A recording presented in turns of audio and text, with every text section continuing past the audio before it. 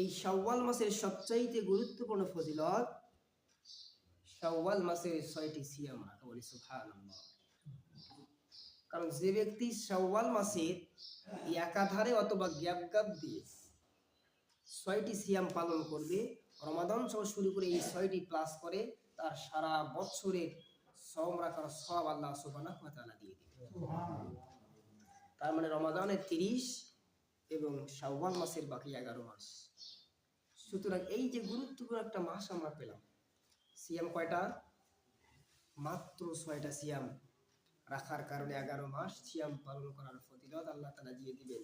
এর চেয়ে বেশি আরো দিবেন, কারণ আল্লাহ বলছেন রোজা আমার জন্য, এর প্রতিদানটা আমি আল্লাহ সুবহানাহু ওয়া তাআলা দেব। সুবহানাল্লাহ।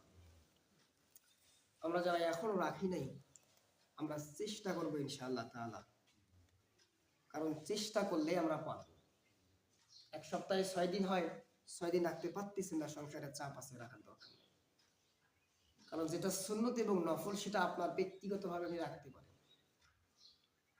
কারণ এটাকে যদি বাধ্যতামূলক করে দেওয়া হতো যে তোমরা একাধারে 6টা পালন করবা, সেটা হয়তো কষ্ট হতো। এই জন্য আল্লাহ রাসূল সাল্লাল্লাহু আলাইহি ওয়াসাল্লাম তিনি কি করেছেন?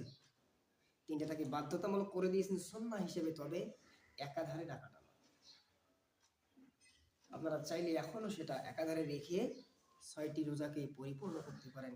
আল্লাহ সুবহানাহু ওয়া তাআলা সকলকে শাওয়াল মাসের 6টি সিয়াম পালন করার তৌফিক দান করুন। সকলকে আল্লাহুম্মা আমিন। এই যে রমাদানের শিক্ষা আমরা কি নিলাম? আমরা 30টা রোজা একাধারে রমাদানে দিলাম, দেওয়ার পর রমাদানের পর শাওয়াল মাসে আল্লাহ রাসূল সাল্লাল্লাহু আলাইহি ওয়াসাল্লাম 30কে বাদ দিয়ে 6টি রোজার কথা বললেন। কয়টি? কিন্তু আমরা এই যে প্র্যাকটিস আমরা কি করলাম, কি বা আমরা শিক্ষা নিলাম, যে আমরা এই 6টা রোজা পালন করতে অনীহা প্রকাশ করি। অকল্যাণ করা আমাদের জন্য, যা কারণ যারা আমরা 30টা রোজা দিতে পেরেছি, তারা কেন আমরা 6টা পারি না? একটু চেষ্টা করি, দেখেন না। আমি আশা করি আমরা পারবো ইনশাআল্লাহ তাআলা, কারণ মানুষ যাহাই চেষ্টা করে মানুষ তাহাই পায়। চেষ্টার বাইরে পৃথিবীর কোনো কিছুই নয়। সুতরাং আপনার কাজ হচ্ছে শুধু চেষ্টা করা, বাকি দেয়া কাজ কার? বাকি দেয়া কাজ হচ্ছে আল্লাহ সুবহানাহু ওয়া তাআলা। আপনি শুরু করেন, মানে আপনি হাঁটা শুরু করেন, পৌঁছার দায়িত্ব আপনার। আপনি রোজা রাখার নিয়ত করেন, আপনি চেহরি খান, ইফতারের সময় হওয়া পর্যন্ত আপনাকে নিরাপদ রাখা দায়িত্ব আল্লাহ সুবহানাহু ওয়া তাআলা।